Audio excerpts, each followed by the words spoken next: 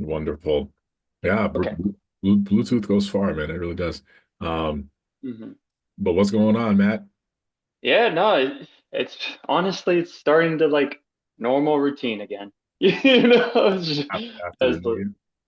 yeah, after like Thanksgiving, well, I'm going to Germany, Thanksgiving, going to Christmas, New Year's. Now it's just like steady. You know what I mean? It's actually really It's funny you use that word steady. hey, oh yeah, because of the readings today. Yeah, Sure. exactly. Today's reading, Yeah. man. Do you want to talk a little bit about that? Yeah, sure. Let me read it real quick, just so people know what we're talking about. Yes. So the Stoics seek steadiness, stability, and tranquility, traits most of us aspire to but seem to experience only fleetingly. How do they accomplish this elusive goal? How does one embody eustathia, the word I probably been butchered that, the word that Aaron used to describe the Better teaching than me. of Epictetus? Epictetus. Well, it's not luck. It's not by eliminating outside influences or running away to quiet and solitude. Instead, it's about filtering the outside world through the straightener of our judgment. That's what our reason can do. It can take the crooked, confusing, and overwhelming nature of external events and make them orderly. However, if our judgments are crooked because we don't use reason, then everything that follows will be crooked, and we will lose our ability to steady ourselves in the chaos and rush of life. If you want to be steady, if you want clarity, proper judgment is the best way. Oh, have the burp. That's a preview for his narrations. They're as good as what you just heard. Yes, sir. Yes, sir.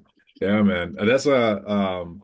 That's kind of a crazy topic, right? Because it's hard to be steady in a world that pushes to be unsteady. And you have to completely rely on your own values only, which is pretty much what we should do. hmm But especially when things are, I mean, back then they didn't have social media, they didn't have all these billions of people connecting at one time. So imagine just all different types of noise hitting you at once through the internet, through your workplace, through just everything. And it can be challenging to find the straight and narrow, especially when it comes to the externals, like the passage said, the things that are they're not human, they're not anything, they're just part of our, where they could be human. They're just our outside world, different influences, right?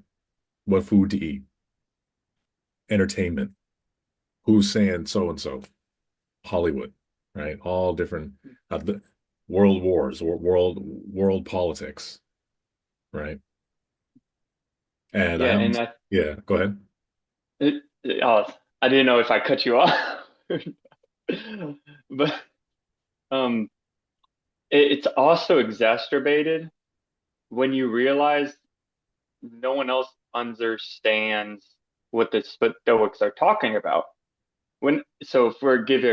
For example, whenever I put forth this perspective of, hey, it's just all internal, it's all your attitude towards life, people kind of look at me weird and they're like, I how can you be just so calm during like all this chaos? It's like how can you like control your emotions so well? How can you just be so calm and kind and all to this person who's very like mean to you? And it's just like our culture and society don't understand. Like it's not even the external pressures, it's just the ignorance, right? Like we talked about last video of just they just don't know Yeah, how to be like that. So it's you're not only going against external pressures, you're going against just your upbringing, like yeah. you were talking about, of just complete ignorance of and ignorance in the best sense of the word, just Yeah. not knowing. So You know, a lot of and externals can even be like your own mind, right? External thoughts. They in I know in religion and faith and Christianity, there's a lot of talk of what's called the enemy, which is so Lucifer was a fallen angel, right? and then they call him Satan. Well, they're two different things. Lucifer is the fallen angel. Satan is us.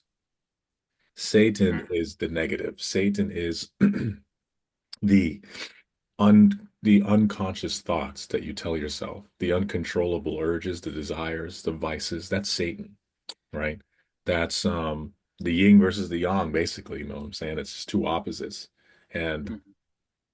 that is an external because a lot of times it's outside, a lot of times that we believe it's outside of our own control, sometimes the things we do, right? We think that it's because of how we were grown, how we were raised. We think it's because of our race that we do certain things. We think it's because of our culture that we do certain things. But I don't think that's a really sound way of looking at it, right? You're being influenced. So, and then you're making it your identity. You can use past events, tragedies that happened to your life, you know, to make your identity, right?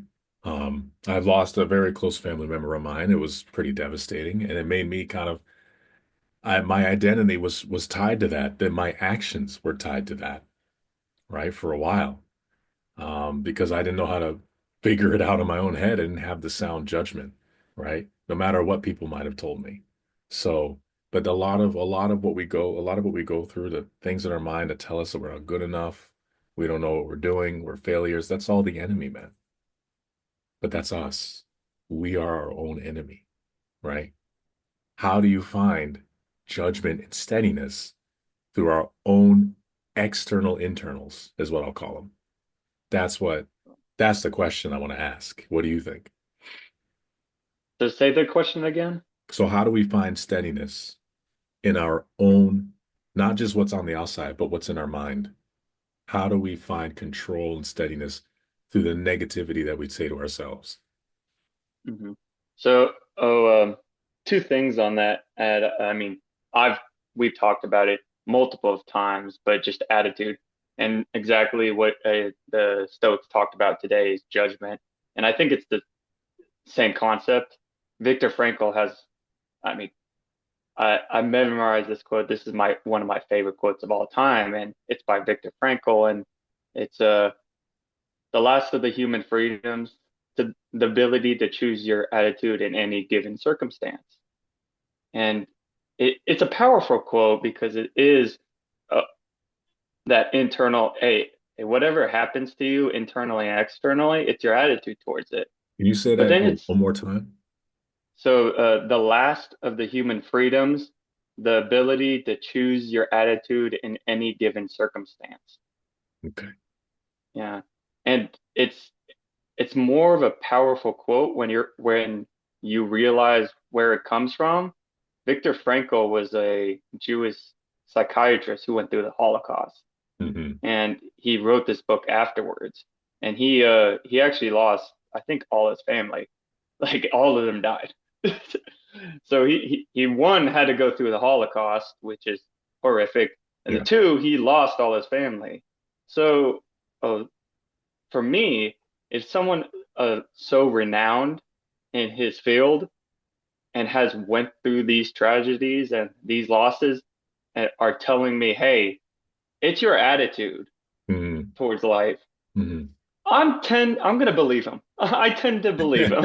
Yeah. I'm gonna tend to Yeah. believe him. It's So actually you, my man. It's yeah, it's like yeah, I probably went through the worst suffering of human history, but it's you, man. It's yeah, you. It's your attitude. yeah. But the second thing on that, I think for a practical aspect to answer your question, uh, I was able, I'm able, not all the time because we're flawed, but meditation for me, so sitting down, closing my eyes 30 minutes every single day has been a practical tool for me to distinguish that thoughts, feelings, and emotions with the external as well.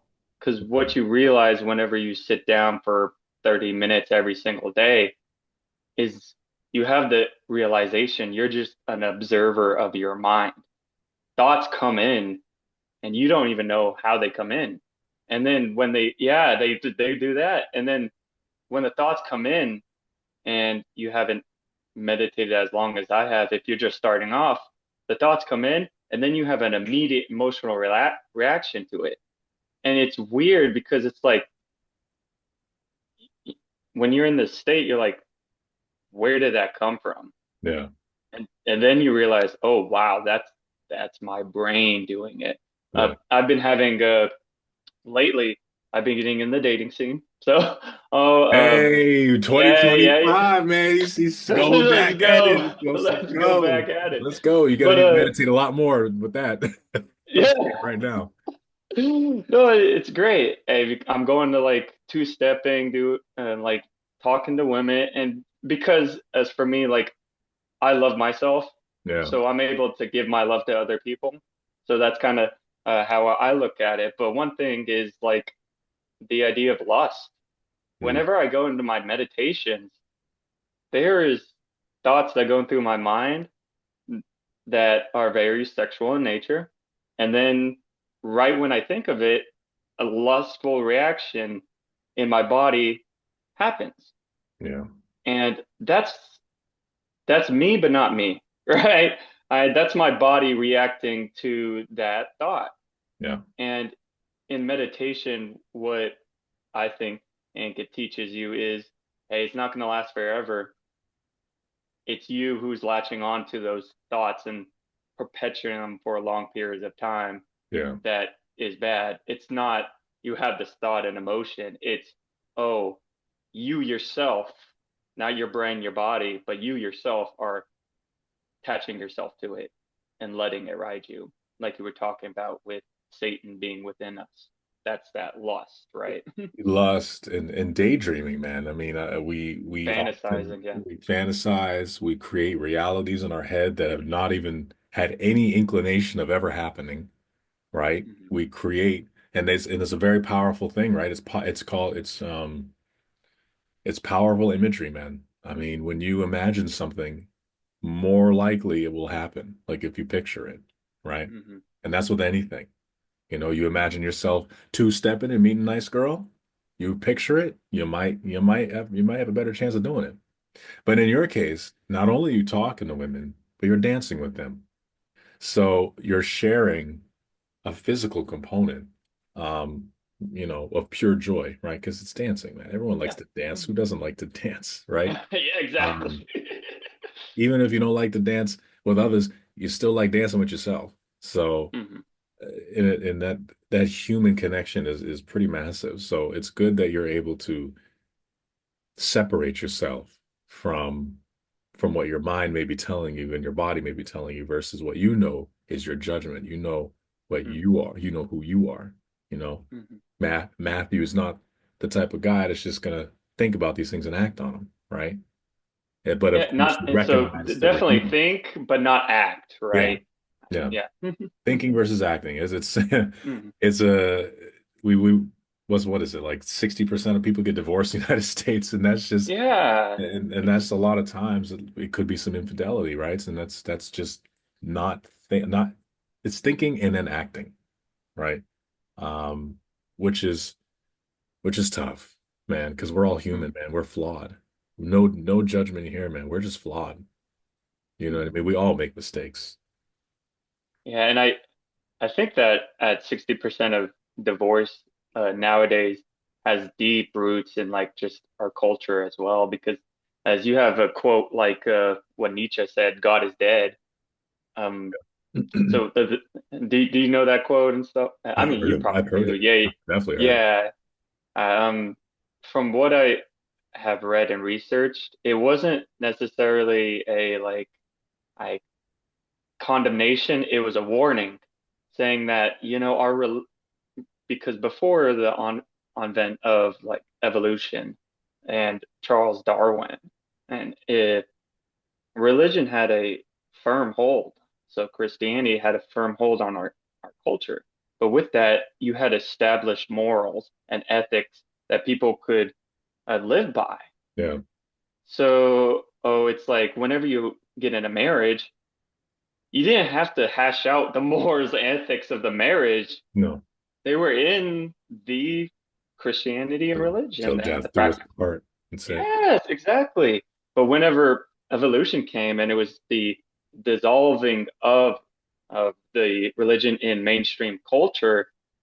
That's why Nietzsche was saying God is dead. It's not like oh, we killed it, I killed him or anything. It's, No. hey, look, like now we have to make our morals and ethics for ourselves now, unless you go into an actual, like you and my friend go into Christianity. No, it's like you have to go find your morals, your ethics. It's Mhm. not culture giving you these morals and ethics anymore.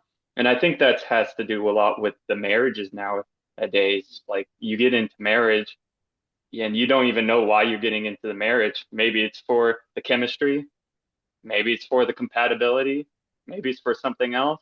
Tax But the breaks. morals, yeah, tax breaks, Be the all tax this. break. Yeah. So it's like people's understanding of what marriage is just so like I could be anything, you know, Right. Yeah. whatever. But it's like, no, you have to actually, if you're going to be with someone for an extended period of time, a long period of time, you have to like create your morals and ethics through them, and that takes communication, Mm. right? So You're a young unmarried man such as yourself, and a young unmarried man such as myself, right? What what do you think about marriage? What is your position on the holy matrimony of two individuals using the government and pieces of paper to combine them together in a legal sense? I, so I've kind of learned this, but I feel like I'm going to realize it later. I really don't care about what the government like, who cares about the piece of paper? Yeah, Like we were talking about, it's the morals you put, ethics you put behind the actions you do. yeah. And for me, is like I was thinking about it lately, and the two scariest things, at least in my life, are death, right? Because it's like you have to accept it to actually live. So, and it's not easy. It's fearful. But also, the second thing would be marriage. Like Hmm. when you get down to it and you try to understand the morals and ethics of what you're doing, y you are literally saying, like you said, to death do us part. Yeah, I'm never gonna leave you. I'm, we're in it together. yeah, Sorry. yeah. No matter And what. if you, yeah, and if you take that seriously, shit, that's scary, man. That is really scary The because long that commitment. means like, yeah, and then also it's like you're, I think Jordan Peterson talked about this a little bit, is like all your darkest impulses and feelings and memories, you're gonna have to give them to be vulnerable and give that It's person, shared. and Yeah, vice versa. Like shared. you have to see like all the horrible things Yeah, that they are as well, yeah. and that's scary as well. So yeah, that's kind of what I think about it. It's more of just the trying to understand what marriage is and screwing governments, like whatever. I don't care. I feel like I What think about there's, you though? well, I think there's less people actually getting married these days. I know there's less people having like big weddings. Because one is it's expensive, but two, I think people are starting to realize that, this it's kind of a fanfare a lot of times, and especially if you have big families, I get it, right? If you have big families and you're all close, everyone wants to celebrate. There's nothing wrong with that. But like for me, getting married is it's not going to be like that for me. I don't think. Um, I'd keep it small, man. I'd keep it small. I'd keep it intimate, right? Because all at the end of the day, it's just a declaration of my commitment to somebody else. And I know a lot of women and men want to get married. Um, I probably would get married, right? To make it to make it official. Give me whatever that means, get what's that guy called? The fiction, I don't know what the hell he's called, but he's one that uh does the weddings and tells you, I do Oh, what is he called? now you got me thinking. Oh my God. What in the world is he called, man? I don't remember. But anyways, regardless, marriage is. It's scary. That's a scary thing to put aside everything, that your whole other life of being single for one person. Okay. And then, and of course, things can change. People can leave, people can whatever, but you don't want to do that. I would not want to have to divorce. I would not want to have to have an issue in my marriage because that's a sacred bond. That's a sacred bond, especially in Christianity, right? And as a new Christian, it's been 1 year since I've even believed in God. So the Bible talks about marriage. The Bible talks about being equally yoked, um, being with someone who's another Christian, someone, or at least someone who believes in God. Um, and then putting that in the center of your marriage. So as a way to prolong it. And then they even say, if you were to get divorced, right? Divorce someone who is not of the faith, and then make sure you find someone who is of the faith. So it's strange how they talk about it in the Bible. But for me, I didn't want kids until I turned 30, and I didn't want to be married until I turned 31, right? And so it's still a new concept to me, but I think it's good, man. I think especially for men, I think because let's be real, man. We can't be 40, 50 years old dogging around. It's just not good, in my opinion. All right. And I'm coming from a place where that's what all I did. Like during my late Yeah, yeah. teens and 20s was just dogging around. Eventually we should be with somebody and work together. Hmm. Right? A marriage is not just to say I love you and death do us part. A marriage is a partnership. Marriage is a team. You choose to build something with somebody, right? Hmm. You Um, create something. Yeah. you're creating something, a family, a legacy, okay? Because you're also most cases, your last name is now going to somebody else because and that's now your family name, that's your legacy. Isn't that's important, man? You Hmm. know? Like my last name will be on a woman's last name. She can keep her own, but mine's still going to be there. So now, from future generations, it's going to be Cullen. It's going to be my children, our children. That's a crazy thing to think about. That's what I put the most value in. Marriage is somewhere up there, but the legacy is what is important to me. Yeah, the That is something posterity. that will not die. Oh, anytime soon. Yeah.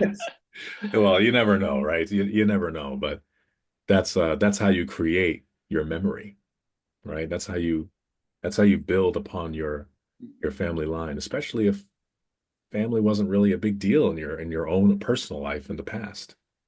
Like legacy and all that stuff. I mean, not my family didn't really talk about that. There's a little dysfunction and there's a little bit of separation there. So I want to make sure for myself and whoever I'm with, to build that legacy, man. That's important to me. Marriage, we don't have to be married, but I'll still try for it. I'll still go for it. Yeah. For me, it's well, two things. And the first one is the I kind of see dating as like seeing if the person next to me is good enough to marry. You know, Yeah, well, it's that's just the like, point, right? That's the yes, point. You want to that for build something me, long it's like, term. and besides marriage too, it's just like dating is like just the trying to see if like I want to be with you for the rest of my life. Yeah. It doesn't have to be marriage. We don't have to call it marriage, but it's like no, I want to just see like are you there? And I think if people like if young men in general see it that way, then it gets a lot easier just to talk to women because you're not worried about if they reject you. It's more of okay, is this person like the person I want to spend the rest of my life with? No? Then who cares like if they reject me? And if they do reject you and you do think it, you could still learn from it. Like I had this one example, there was this barista near me, and I don't know how moral or ethical this is, so we'll see. We're just all figuring it out, Let's right? just talk I about Yeah, it. we can just talk about it. Yeah. And so this barista, she said she did have a boyfriend when I first met her, but we had a lot of chemistry. We were always talking with each other like back and forth. Art, and I was just like, oh, this is weird. Like you have a boyfriend, but it's like we were connecting like this. So one day I was just like, hey, if you ever want to talk to me, you can come to my table. And she went back a little bit. It's like, oh, okay. Because I think in their brain, she finally like understood, oh, this guy would want to date me. Mhm. I went to my table and she didn't come, which is fine. Like, it doesn't matter to me. I still love going to that coffee shop. I still love life, whatever. The next time I went, she was there again, but she didn't come and talk to me like I at the register. And I was like, okay, whatever, doing my books. And at the end of the session, she was at the cash register. It just happened that I was leaving at the same time, you know, whatever. But I always bring uh, my coffee cup to the counter. So I'm bringing my coffee cup to the counter, and she has her back towards me, and she's just watching the TV. And I put the coffee cup up down, and you could hear it clink, and she still doesn't turn her back to me. I mean, turn around. I'm like, that's really weird. And so I start walking away, and I say, hey, goodbye to the guy who's at the cash register, who's right next to the girl, and all I hear is him. And then I walk out, and I was like, that was really weird. And then I realized like she was doing that on purpose because she Yeah, didn't want to talk to me. right. Oh, and then I could have had two reactions. I could have been the person I was before and say, "Oh my God, like, am I not good enough? Like, why the hell has she not talked to me? It's like, what's wrong with me? It's like, I know she has a boyfriend, but we had all this chemistry." But I Mhm. kind of just let it go. It's fine. Yeah. It's okay. And what I realized by just letting it go, I had this weird thought. I was like, wait a minute, like, do I even want a girl who's passive aggressive like that? Mm. Yeah. No. No, I don't. I want someone who's upfront with me and can I when there's a problem, as in the problem she saw with me, still be able to be a upfront talk and then know when the it's not enough. Some guys push too hard and girls can should understand when and the guy's going too hard and be like, okay, stop this. Or hey, coworker, like this guy needs to go. He's being way too creepy. But she didn't show that. And for me, it was revolutionary because that was the first time I ever thought of something like that in my life. And I was like, Yeah. oh wow, like I learned from this. Like I no longer want to date her. Like I Yeah. know that's not the type of person I want to date. So think of it more or of dating as someone you want an extended amount of time and learning from your rejections. It's just so like liberating, Yeah. it's so awesome. I don't know. It's an interesting situation, right? Because you were cool. You know what I mean? Yeah, yeah. There was a lot of good back and forth. But as soon as you had said, come talk to me at the table, which Yeah, yeah. I don't find to be very harmful. I mean, Hmm. yeah, she was in a relationship, right? But Hmm. it's not like you were saying, hey, come to my place. You were just saying, yo, come Yeah, yeah. say hi, what's up at the table, whatever. If the rapport was already there, I don't really see anything wrong with that. Hmm. But at the end of the day, she made a choice. She decided that that's whatever she thought in her mind is what she thought. But that goes to what you were saying. This goes to what we were talking about earlier about steadiness and externals, right? So it takes sound judgment to look at a situation and realize that it's just not worth your time. It's just not worth it. Yeah. And There's she no reason to expended fight. energy, right? Like trying to avoid me. It's like, who cares? Yeah. So Hi, that, sorry to bother you. Oh, Hi, it's hey, how's it Paul. How going? are ya? he says, how's it going? Just want to Wow. give him a hug. Bye. Bye, Okay, mama. bye. Drive carefully. I will. See you See later. you later. Oh, that's sweet. Yeah, I'm leaving for San Antonio today, so that's why. So Oh, for okay. just a Yeah. weekend. Yeah, yeah. But Nice, man. Going to San Antonio. What's going on there? so I'm part of the military, so every weekend, one weekend a month, I go down there to Oh, okay. do my military duty. Only three more though. It's really, really. I've been doing What it do you, for 8 years now, so it's be different. as the time is coming closer, man, how do you feel? Feeling all the emotions, Yeah. all the emotions. But like we were this whole conversation, it's like you can interpret the emotions however you like. You really can. And I want to interpret them as excitement. Yeah. It's it's maybe I get a little nervous, maybe our heart gets a little all jittery, maybe my legs wobble a little bit, but that's just excitement, man. That's just me going at it, I'm ready to go. Yeah. They say in faith they say it's seasons. God works in seasons. And Mm, that was a long season for you. 8 years of Air Force. That's a long season, man. So now hmm the next season is upon you. Whatever that will hmm be, it's going to be wildly different than what you've done before. But you're ready, right? The Yeah, timing's crazy. You're ready. mhm. Yeah, I don't think I'd be able to do this if it was like a couple months ago, Mm. or even a year ago. But now in the spot I am, and hopefully moving forward, we'll see. It, I'm more, I'm confident in my abilities that I don't necessarily need the Air Force because it's always been the one thing about Air Force reserves that I notice is that a lot of people stay in the reserves because it's health benefits, right? And it's someone taking care of you. Yeah. It's it's hey, we get you health benefits. Hey, there's a little extra in the month. Hey, like I here's the deployment opportunity. If you're not doing well, you don't like the job. Here you go. And I see that with people. They're like they fall back to the Air Force because they don't have enough confidence in themselves to actually go out and like face the world pretty much because the world's freaking scary, man. Yeah. But of course that's not all of them. There's some people who are in the reserves who it they're meant to be there. They're meant to be there. But it, in general, there's a good handful, let's just say, that's the sentiment, which I don't want to live like that.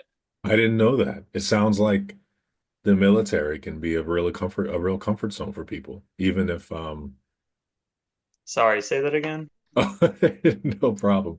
I'm saying I didn't know that. It sounds like the military in some aspects can be a comfort zone for people. I never would have thought. Actually, when you think of it, it's the closest thing we have to socialism in in our society. Really? Yeah, when you go into these bases, like they give you everything, and free gym, um, like I free tuition, Oh, true. and yeah, like GI Bill, VA loan. You get some people get disability, a pension, I was about to say, and yeah, when you leave too, you probably get paid. if you do 20 years, yeah. Yeah. Uh, bowling alley, like convenience store, like these Yeah. bases, they're Seriously? literally just like social. It's weird. It's just a socialist society in there. Huh. It's So they're it's really weird. just like mini cities. They are Wow. 100% mini little cities, and you could just stay in there all day and never go outside and actually like see the actual world and be perfectly fine. What are your expectations then? Of course, to serve the country and to go to your trainings and to go off overseas, to go on deployment, right? But what are the expectations other than that? Just to build camaraderie, to stick to your job? Like, I'm not sure. Oh, yeah. So, for the military, it's definitely like you work hard, you play hard kind of thing. Gotcha. And Gotcha. so, yeah, you go, you do your job, and once you're done with your job, very heavy drinking community. Oh, It, why am I not? heavy, heavy. Like, Hmm. when we're coming back from Germany, so for my job, I put a cargo onto planes, and we put them on these big old pallets, and you put cargo onto it. Well, we we had to put our bags on a pallet, but what we did first is we had all our beer and we put it into the middle of the pallet. God. I put a picture. It was like it took up like half the pallet. Yeah. And What? that, yeah, yeah, it's oh You my know how God. no palace is not small. No, no, they're 120 inches by 90 inches. So they're big. Those are They're huge. big Those are pallets. huge pallets then. Okay. Yeah. So that's military culture, 2 minute, by definitely. the way. Huh? 2 minutes. Oh, okay, okay. Well, how about so what are your last thoughts? What do you want to wrap it up with? No, it's just funny, man. We talked about military, we talked about dating, we talked about especially dating, man, because man, you know how emotions can get intertwined in so many things. But it all stems back to our how we started out the conversation, talking about steadiness, man, judgment, right? Using your sound judgment, following what you know in your heart, following what you know in your mind is right, and using reason. And reason is a can mean different things for many people, right? But if I were to sum up reason, it would to do the things that are right, right? Do the things that um, are productive, right? Good choices, whatever that may be to somebody, just a good choice, something that's right. You know, what's reason to you? That's a good. I would agree with that definition and keep it. One thing I would add on to is most people know what's right Yeah, and what you need to be doing. At the end of the day, it is just you got to do it. Got to stop fucking around. yep, Just go do it. it's You might true. feel like this lust, you might feel like this immense passion for someone, but you know what's right at the end of the day. Yeah, And it's just that's why I meditate every day. That's why I try to regulate my emotions is because so I whenever I get into these situations where I feel that emotion and a passion and lust, well, I can combat it because I prepare myself every single day. And that's what I hope others listening to this realize as well yeah. is do it every day. So Let 2025 be the year of true consistency. 100%. Hey, man, it was a good conversation. I know we're probably like 10 seconds left. So